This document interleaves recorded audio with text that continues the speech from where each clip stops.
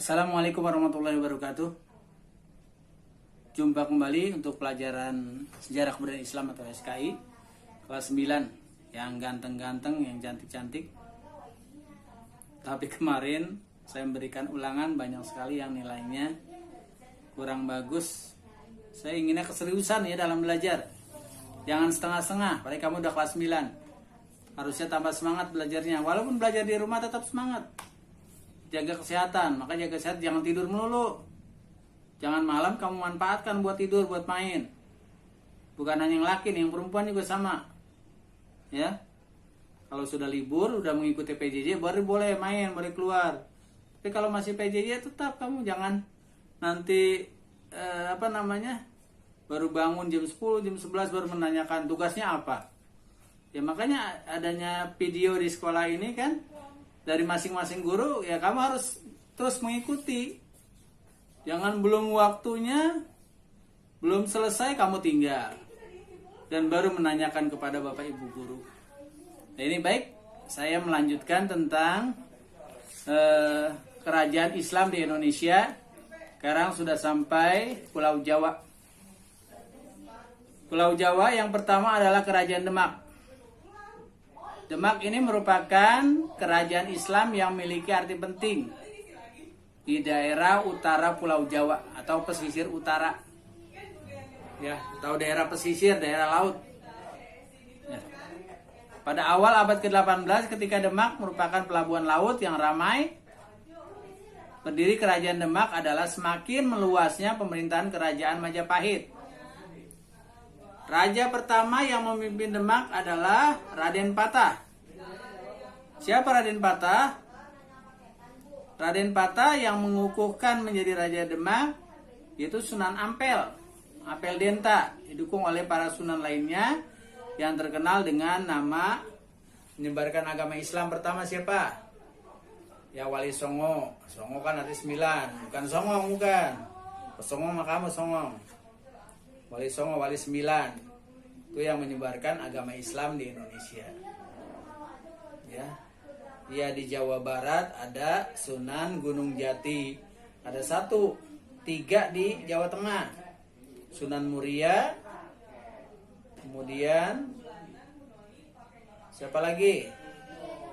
Ini ada 3. Yang paling banyak di Jawa Timur. Tadi ada Sunan Kudus ya, Sunan Kudus masuk di Jawa Tengah. Sunan Muria, Sunan Kudus. Sunan, apalagi yang terkenal dengan pewayangannya.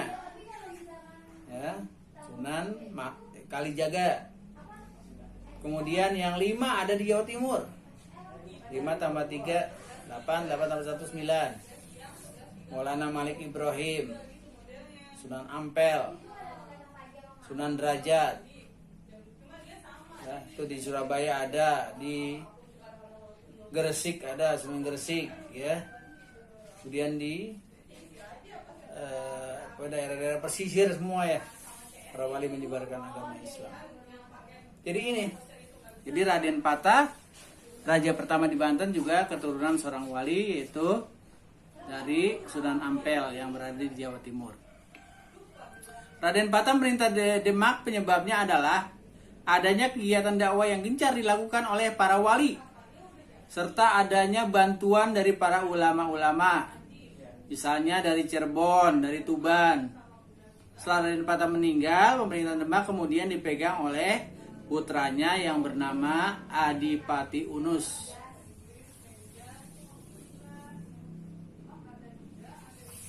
Pati Unus meninggal dunia tahun 1522 Masehi.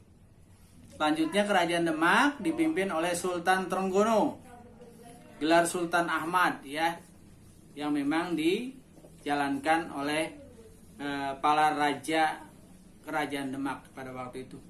Jadi memang ya, dari mulai awal Raden Patah memerintah, memang termasuk raja-raja keturunan yang pertama kali menyebarkan agama Islam, yaitu para Wali Songo.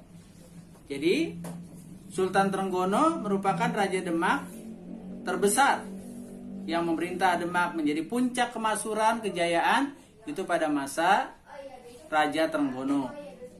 meninggal dunia ketika hendak menaklukkan Pasuruan. Dengan meninggalnya Sultan Trenggono, Kerajaan Demak mulai masuki masa kemunduran. Perebutan kekuasaan di antara Sultan Prawoto, Arya Penangsang yang menjabat Bupati Jipang, sekarang namanya Bojonegoro yang ada di Jawa Timur, merasa bahwa tata kerajaan Demak adalah haknya dalam pertikaian. Arya Penangsang berhasil membunuh Sunan Prawoto. Kerajaan Demak semua tuh kalau kamu ziarah ya ke kota Demak itu makamnya ada semuanya. Dari mulai Arya Penangsang, Prawoto, Sultan Trengganu, ya semuanya kumpul di sana. Keinginan Arya Penangsang untuk merebut tata kerajaan Demak dihalang-halangi oleh menantu Sultan Trenggono yang bernama Jaka Tingkir. Akhirnya Arya Penangsang dapat dibunuh oleh adik kandung Sunan Prawoto yang bernama Pangeran Hadi untuk membalas kematian kakaknya dengan kematian Arya Hadiwijaya. Akhirnya yang menjadi raja saat itu adalah Joko Tingkir. Jadi kekuatan utama perekonomian kerajaan Demak adalah pertanian. Hasil pokok pertanian, bahan pakan yang berupa beras. Makanya daerah pertanian di Jawa Tengah terutama ya sangat luas. Tapi sekarang lama-lama sudah terkikis. Kita sekarang sudah cepat ya, gampang kalau kita akan ke ziarah ke Wali Songo terutama di Demak. Sekarang udah ada jalan tol, dulunya sawah. Sekarang berganti dengan jalan-jalan ya, pasir, keras, beton. Yang dulu cuma sawah dan sebagainya. Ya ini memang perkembangan zaman seperti ini. Makanya kalau kita ziarah ke makam wali, harus kita ingat perjuangan para wali Songo ketika memperjuangkan agama Islam di Pulau Jawa. Nah, bukan hanya para wali Songo, tapi yang di bawahnya ada kerajaan Demak, kerajaan Pajang. Jadi kerajaan-kerajaan Islam juga yang ada di Jawa itu meneruskan perjuangan para wali Songo. Makanya ketika kita ziarah ke makam wali, yang utama adalah kita melihat, kemudian meneladani perjuangan mereka begitu berat dalam menyebarkan agama Islam. Kita ini tinggal meneruskan. Jangan saling caci maki. Kita enggak menyebarkan saja enggak ini, kita meneruskan saja lah, mengikuti suri tauladan yang ada pada Wali Songo. Ya alhamdulillah yang sudah pernah ziarah ke Wali Songo ya bisa melihat perjuangan Wali Songo. Ingat kalau kita ziarah jangan minta-minta sama orang meninggal, kita mendoakan. Ya, sama ketika kita ziarah mendoakan orang tua kita yang sudah meninggal dunia.